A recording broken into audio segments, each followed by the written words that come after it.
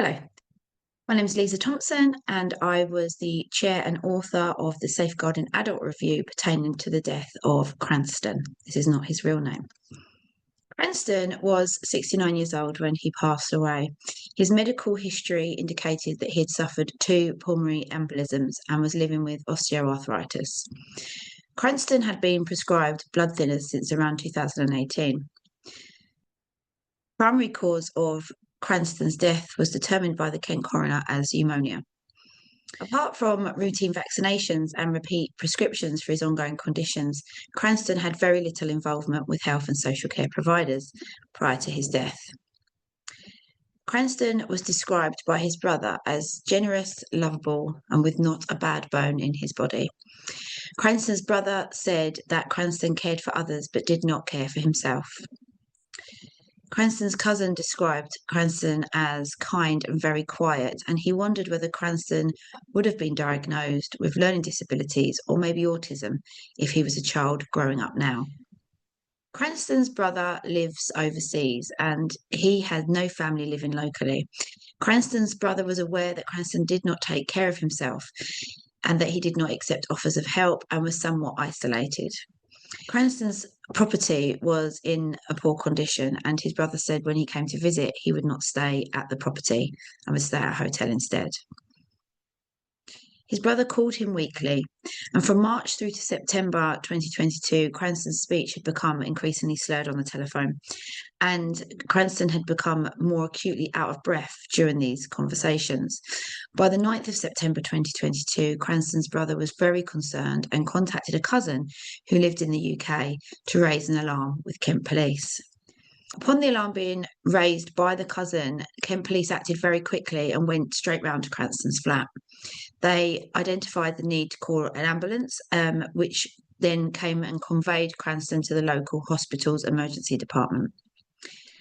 Safeguarding referrals were made by Kent Police and CCAM due to the flat's condition, which had rotting food, very little furniture, an unusable bathroom and kitchen, and was at the top of a steep flight of stairs. This was problematic as Cranston was immobile.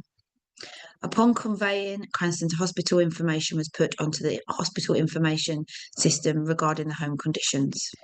Cranston was seen in hospital. His presentation was unkempt with long toenails which were ripped through his socks. He was wearing dirty clothes and had bites across his body. He was examined and all observations were identified to be normal. The doctor documented a possible urinary tract infection and gave him intravenous antibiotics. Cranston was then sent home the following morning via G4S patient transport.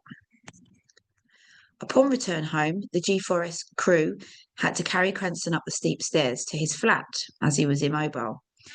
Following observation of the flat, G4S also submitted a safeguarding referral for Cranston. All 3 referrals were received over the coming days, and following some delay in adult social care being able to identify whether Cranston was home or was indeed still in hospital, and further delays in a social worker visiting the home, Cranston was found deceased in the property. The full analysis, learning and recommendations can be found in the Safeguarding Adult Review report, which is available on the Kent and Midway Safeguarding Adult Board website. I'm now going to take you through some key learning around self-neglect. So Cranston was living in a neglected condition. When police officers and CCAM attended his property, they identified this as an issue and submitted concerns to adult social care through their respective referral pathways. Although Cranston's physical appearance indicated self-neglect, hospital staff did not identify this. Upon returning Cranston to his property, G4S also raised a referral with adult social care. The Kent and Midway Safeguarding Adult Board self-neglect protocol was not considered by any of the agencies.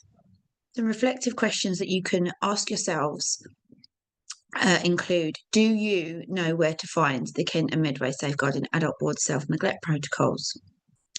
How confident are you within your role at applying the Kent and Midway Safeguarding Adult Board's policy and procedure in relation to people who self-neglect?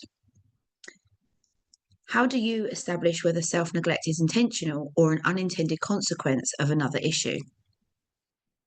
If your agency is the first to identify someone who is self-neglecting, do you know what the process is to fulfill the actions required of you within your role and your agency?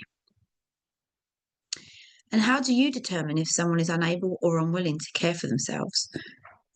And how do you determine if someone who is less able to take care of themselves than they previously were have now become at risk? Do you know how you should assess the risk and how this could or should be mitigated? Furthermore, do you know who the adult safeguarding lead is in your organisation? And what do you understand about their role?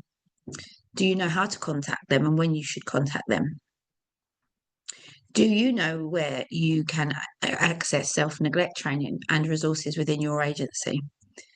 Have you considered attending the Kent and Midway Safeguarding Adult Board multi-agency training on self-neglect? Are you confident in your knowledge of the legal powers of intervention that could be considered if required? And also, do you know how you would activate the multi-agency protocol and what you would do if relevant partner agencies were not fully engaging in the process? The full report and the learning briefing, which you were able to access, are available on the Safeguarding Adult Board website. Thank you for listening.